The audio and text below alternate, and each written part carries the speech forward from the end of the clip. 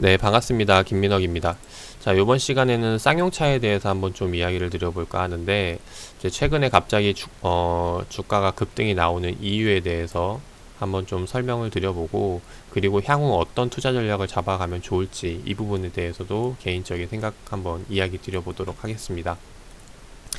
자, 일단 쌍용차가 요번에 급등이 나온 이유에 대해서 먼저 좀 설명을 드려보면은, 최대 주주인 마인드라가 유상증자를 하겠다라는 이유로 강세를 보이고 있어요. 근데 이제 여기에 대해서 우리가 좀 해석을 해볼 필요가 있을 것 같은데, 일단 왜 유상증자를 추진하는데 주가가 강세를 보이냐, 이 부분부터 좀 풀이를 해봐야 될 것 같은데, 자, 이 부분을 이제 어떻게 해석을 하면 좋냐면은, 실제로 지금 현재 자동차 업황은 계속해서 이제 꺾여가지고 하락세를 기록을 하고 있습니다. 그래서 매출도 보시면은 계속해서 영업이익, 당기순이익 적자를 기록을 하고 있는데, 이제 그렇게 되면 가장 피해를 보는 게 사실 최대주주라는 거죠. 그래서 여기에서 만약에 계속해서 주가가 빠지게 되고 매출이 감소가 이어진다면은 가장 많은 타격을 보는 게 최대주주인데, 현재 쌍용차의 최대주주 지분을 보면은 74.65%로 상당히 많은 부분을 차지하고 있다라는 겁니다. 이제 그 말은 즉, 만약에 이 최대주주가 지분을 다 정리하겠다라는 이제 이야기를 발표를 하게 되면은 지금 주가보다도 사실 더 떨어질 수 있는 그런 이제 악재가 나오게 된다라는 거예요. 그래서 일단 이 부분이 이제 우려 섞인 부분인데, 네, 최대주주인 마인드라가 이제 요번에 이야기했던 게 뭐냐면은 지분을 정리할 생각 없다. 근데 이번에 위기를 어떻게 넘길 거냐면은 새로운 투자자를 구해가지고 이번 위기를 넘기겠다. 이제 그게 이제 유상증자죠. 유증을 통해서 이제 요번에 적자를 메꾸고 이번 시장을 잘 넘기겠다라는 건데, 근데 여기에 대해서 이제 우리가 해석을 해봐야 될 게 두 가지가 있습니다. 뭐냐면 이제 유상증자를 통해서 단순히 그냥 돈만 내는, 그러니까 지금 이제 그 업황이 안 좋은 것을 이제 고비를 넘기기 위해서 단순히 돈만 투자되는 이제 유상증자를 노릴 것인가, 여기에 대해서 이제 생각을 해봐야 될 것 같고, 또 하나는 돈뿐만이 아니라 이번 시장을 넘기면서 새로운 이제 자동차 업황에 대해서 이번 하락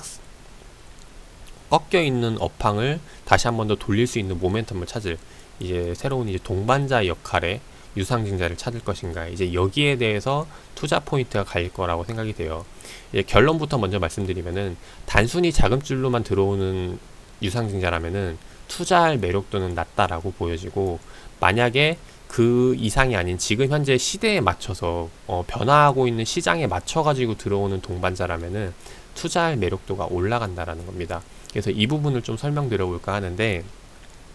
자, 일단 단순히 돈만 들어오는 것에 있어서 매력을 느낄 수 없는 이유부터 먼저 좀 설명을 드려보면은, 사실 이 주가가 빠지기 시작한 거, 그러니까 업황이 꺾이기 시작한 건 상당히 오래됐어요. 오래전부터 계속해서 이제 하락세를 이어왔는데, 예, 대표적으로 이제 2017년도 적자를 기록을 했을 때 당시에 좀 공시를 보면은, 자, 요번에 이제 2017년도에 나왔던 공시인데, 매출액 손익구조 변동 공시를 봤을 때 적자를 기록했을 때 이유가 뭐냐면은 글로벌 판매 감소로 인한 매출액 감소 및 적자 전환이라는 겁니다. 근데 이게 지금 그 당시 한 해에서 겪었던 게 아니라 지금까지도 계속해서 이어지면서 매출액 감소가 진행이 되고 있다라는 거예요. 근데 이게 뭐 단순히 이제 매출 영업이익 당기순이익만 빠져서 그런 게 아니라, 이게 왜 빠졌는지 좀 이제 이 부분을 좀 보여드려 보면은, 요번에 이건 최근 매출액 공시인데 보고서인데, 최근 보고서만 보더라도 글로벌 판매는 전년 대비 33%나 더 감소를 했다라는 겁니다. 2017년도 때도 빠졌지만은 지금까지도 그 매출 감소가 계속해서 이어지고 있다라는 거죠. 물론 이제 코로나 영향 때문에 이런 부분 때문도 있겠지만은 계속해서 지금 하락세를 이어져 오고 있는 부분이고, 그 다음에 이제 또 하나 살펴볼 수 있는 게 이제 인센티브에 대한 부분인데, 자, 인센티브라는 게 사실 신차가 나와가지고 잘 팔리면은 인센티브를 줄 필요가 없어요. 근데 다만 차가 안 팔리고 계속해서 재고가 늘어나게 되면은 이것을 없애기 위해서 인센티브를 더 늘려가면서 팔 수밖에 없는데, 지금 현재 글로벌 가장 잘 나가는 자동차 빅3를 보더라도 이쪽 세계적으로 봤을 때 인센티브가 계속해서 늘어나고 있다라는 겁니다. 그 말은 즉 자동차가 잘 안 팔리기 때문에 이제 인센티브가 이제 늘어난다라고 볼 수가 있겠죠. 그래서 가장 빅3 잘 나가는 대표 자동차 업종들이 이런 판매 부진을 겪고 있다라는 것은 결국에는 자동차 시장 전체가 좀 안 좋다라고 볼 수 있기 때문에, 그래서 이 부분에 있어서 단순히 그냥 자금줄, 그러니까 이 그냥 영업이익 당기순 적자를 메꾸기 위한 그런 유상증자 참여라면은 밑빠진 독에 물 붓기나 다름이 없다라는 거예요. 그래서 일단 이런 부분에 있어서 들어오는 유상증자라면은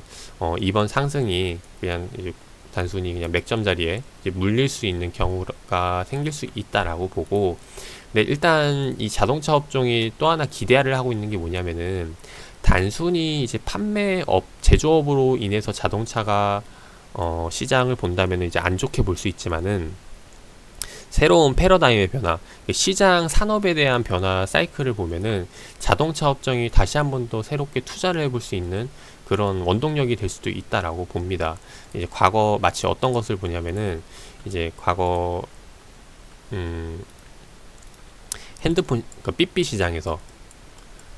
휴대폰, 스마트폰으로 넘어왔던 걸 봤을 때 여기에 대해서 성장을 기대를 해볼 수 있었고, 그 다음에 뭐 이제 흑백 TV라던가 아니면 이제 컬러 TV로 넘어왔을 때 그 시장을 봤을 때 다시 한번 더 성장을 기대를 할 수 있었고, 이제 과거 이제 뭐 브라운관 TV에서 이제 뚱뚱한 브라운관 TV에서 이제 얇아진 이제 LCD TV로 넘어오면서 이제 여기에 대해서도 새로운 이제 패러다임이 바뀌었다는 건데, 지금 자동차 산업도 보면은 과거 제조업만 해왔던 자동차 산업이 요번에 다시 한 번 더 바뀔 수 있는 게 자율주행에 대한 부분으로 인해서 이제 매출에 대한 구조의 변화를 기대할 수 있지 않을까 하는 부분이에요. 이제 어떤 부분이냐면은 지금 이제 결국에는 이제 자동차를 많이 팔아가지고 매출을 늘리는 시대는 지났다라는 겁니다. 이번에 이제 5G 시장이 나오면서 결국엔 이 5G 시장이 되면서 많은 서비스들이 생길 텐데, 가장 많이 수혜를 받을 수 있는 게 이제 자율주행에 대한 부분이죠. 그래서 현재 자율주행을 지금 현재 뭐 여러 가지 테스트 단계, 막 이제 도입 단계에 있는 게 지금 시점인데, 아직까지는 좀 많이 부족한 부분이 많지만은 이게 지금 굉장히 높게 평가를 하고 있는 부분이 뭐냐면은, 지금 세계적으로 이제 이 자율주행 시장에 다 뛰어들고 있는 게 일단 첫 번째 긍정적으로 봐야 되는 부분이 아닐까 합니다. 뭐 GM이라던가 포드라던가 아니면 독일의 다임러라던가 이제 우버라던가, 자 이런 이제 글로벌적인 이제 대표 기업들이 이제 자율주행 시장에 뛰어드는데, 이제 그 뛰어드는 이유는 다 이유가 있다라는 거죠. 그래서 일단 이 부분에 대해서 일단 긍정적으로 보고 접근을 하고 싶고, 그래서 만약에 이게 지금 과거 제조업에서 자율주행으로 넘어오면은 이제 우리가 이제 시장에 대한 변화를 겪을 수 있는 것 중에 하나가 뭐냐면은, 일단 자동차에 대한 가동률을 한번 생각을 해봐야 돼요. 일단 개인이 갖고 있는 자동차가 현재 가동률을 생각을 했을 때, 우리가 하루에 타고 다니는 자동차 하루에 24시간을 봤을 때 이제 얼마만큼 타고 다니는지 한번 생각해 보면은 사실상 한 자릿수도 안 된다라는 거죠. 100% 가동률을 봤을 때, 예, 현재 실제로 타고 다니는 가동률은 뭐 이제 10%도 안 된다라고 보시면 되는데, 지금 만약에 자율주행이 되면서 이제 이 시장이 규모가 커지고 이게 단순히 이제 개개인이 아니라 이제 공유 경제로 넘어오게 되면은